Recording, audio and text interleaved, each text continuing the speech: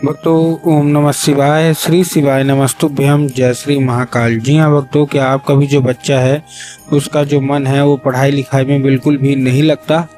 आप लोग बहुत ज़्यादा परेशान हैं उसकी पढ़ाई को लेके कि आखिरकार हमारा जो बच्चा है वो पढ़ता क्यों नहीं है। जब भी आप उसको पढ़ाने के लिए बैठाते हो तो कहीं वो घूमने चला जाएगा, कहीं खेलने चला जाएगा, कहीं कुछ करेगा, कहीं कुछ, लेकिन पढ़ेगा बस बिल्कुल भी नहीं। और आपके भी समझ से बाहर है कि आखिर ऐसा क्या हो गया जिसके कारण आपका जो बच्चा है वो नहीं पढ़ता। तो आपको परेशान होने की बिल्कुल भी आवश्यकता नहीं है, क्योंकि आज जो मैं आपको उपाय बताने वाला हूँ, अगर आपने उसको ध्यान से सुन के और अच्छे तरीके से कर लिया तो अवश्य रूप से आपके घर का जो कोई भी व्यक्ति है, जो कोई भी सदस्य है, मतलब जो भी आपका बच्चा है ना, अवश्य रूप से पढ़ाई की ओर आकर्षित होगा ही होगा। क्या करना है, कैसे करना है, पूरा बताने वाला हूँ और अच्छे तरीके से आपको समझाने वाला हूँ। तो बस एक एक उपाय ध्यान से सुनिएगा अवश्य रूप से। देखिए, आपको भी पता है कि पूज्य गुरुदेव की जो कथा होती है उसमें लाखों की भीड़ आती है। कैसे भीड़ आती है?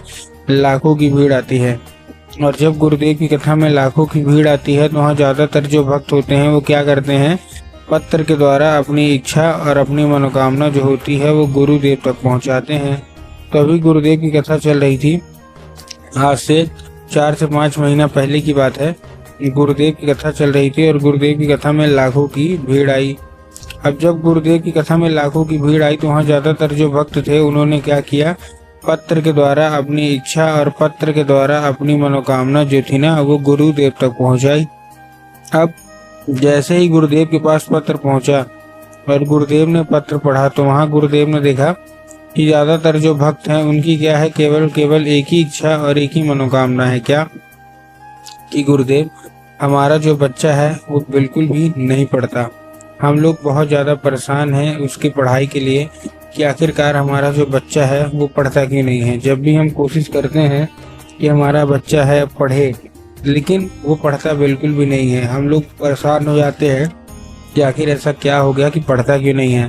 हमने उसको बहुत अच्छी स्कूल में डाल के रखा है, बहुत अच्छा कोचिंग ट्यूशन दे रहे हैं, हर एक तरह की सुख सुविधा दे रहे हैं, लेकिन फिर भी जब बच्चा नहीं पढ़ता हम लोग बहुत परेशान हैं। कृपया करके कोई उपाय बताएं। अब जब गुरुदेव ने देखा तब गुरुदेव ने 2 से 3 उपाय बताए और कहा केवल और केवल ये उपाय कर लेना, तुम्हारा जो भी बच्चा है जिसका भी मन पढ़ाई लिखाई में नहीं लगता, अवश्य रूप से उसका जो मन है वो पढ़ाई की ओर आकर्षित होगा ही होगा। अब जैसे ही गुरुदेव ने ये देखा तभी गुरुदेव ने 2 से 3 उपाय बताए और कहा केवल और केवल ये उपाय कर लेना, तुम्हारा जो भी बच्चा है अवश्य रूप से वो पढ़ाई की ओर आकर्षित होगा ही होगा। अब जैसे ही गुरुदेव ने उपाय बताया तो लोगों ने जा जाके इस उपाय को घर में करना शुरू कर दिया। अब जैसे ही लोगों ने जा जाके इस उपाय को घर में करना शुरू कर दिया, वही लोग गुरुदेव की कथा में मात्र 1 से 1.5 महीने के बाद वापस आए। अब जब वही लोग गुरुदेव की कथा में वापस आए तो उन्होंने क्या किया, फिर से एक बार गुरुदेव को पत्र लिखा। लेकिन ये वाला जो पत्र था ये गुरुदेव को धन्यवाद के रूप में पत्र था कि गुरुदेव धन्य हो आपका, आपके द्वारा बताया गया उपाय हमने कर लिया है, हमारी इच्छा मनोकामना भी पूरी हो गई है, आपका कोटि कोटि धन्यवाद। तो देखिए, जो लोग भी मेरी आवाज़ अभी सुन रहे हैं ना, अगर आपको भी जानना है कि आखिर ऐसा कौन सा उपाय है जिसको करने मात्र से इच्छा मनोकामना जो है पूरी हो जाती है, तो चलिए हम बताते हैं आपको आज की इस वीडियो के माध्यम से कि आपको करना क्या है। तो बस उपाय ध्यान से सुन के अच्छे से करिएगा जरूर। देखिए, पहला जो हमारा उपाय है, इस उपाय में सबसे सिंपल सा आपको क्या लेना है, सबसे सिंपल सा आपको जो लेना है वो लेना है 3 काली तिल और साथ में आपको लेना है 1 धतूरा। ठीक, तो 3 काली तिल ले लिया, साथ में 1 धतूरा ले लिया। अब लेने के बाद आपको करना क्या है, जैसे आपने लिया, लेने के बाद इसको लेके पहुंच जाइए, मतलब अपने बच्चे के हाथ में दीजिए और इसको भेज दीजिए कहाँ, सीधा सीधा शिव मंदिर। अब जैसे ही आपका बच्चा शिव मंदिर पहुंचेगा, शिव मंदिर पहुंचने के बाद उसको बोलिएगा कि दक्षिण दिशा में खड़ा हो जाए और उत्तर की ओर अपना चेहरा कर ले। अब देखिए, दक्षिण और उत्तर में ना बहुत सारे लोग कंफ्यूज भी होते हैं कि दक्षिण क्या है उत्तर क्या है, हमको थोड़ा साफ साफ बताओ।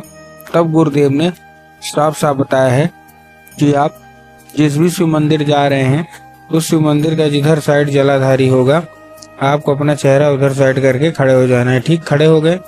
खड़े होने के बाद आपको करना क्या है, एक नाम लेके, कौन सा, महादेव का बहुत ही सुंदर सा नाम है, श्रम्भेश्वर महादेव। तो आपको करना क्या है, आपको श्रमभेश्वर महादेव का नाम लेके और उन्हीं का स्मरण करके आपको चुपचाप क्या कर देना है, अर्पित कर देना है बस। पूज्य गुरुदेव कहते हैं कि अगर आपके बच्चे ने ये उपाय कर लिया और अर्पित कर दिया तो अवश्य रूप से सारी इच्छा मनोकामना जो है वो पूरी होनी ही होनी है। ठीक, ये था हमारा कौन सा, ये था हमारा पहला उपाय। अब क्या करना है, अब हम चलते हैं दूसरे उपाय की ओर। अब देखिए जो हमारा दूसरा उपाय है, इस उपाय में आपको करना क्या है। इस उपाय में सिंपल सा, आपके घर में माता सरस्वती की फोटो या मूर्ति होना मतलब अति आवश्यक है। अगर आपके घर में माता सरस्वती की फोटो या मूर्ति नहीं है तो आपको बाजार जाना है, माता सरस्वती की फोटो या मूर्ति लाना है, घर में स्थान दे देना है। ठीक, दे दिया।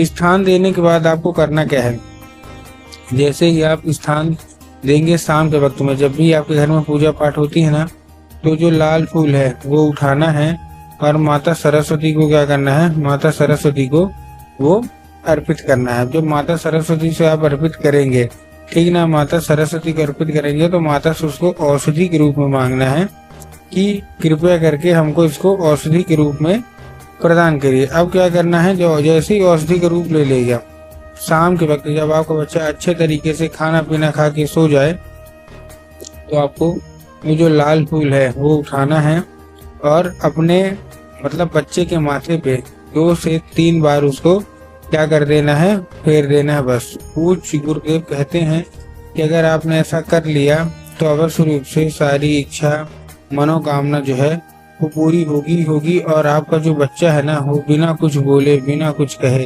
केवल और केवल जो है वो पढ़ाई ही पढ़ाई करेगा। तो उम्मीद करता हूँ आज का ये उपाय आपको बहुत अच्छे तरीके से समझ में आ गया होगा।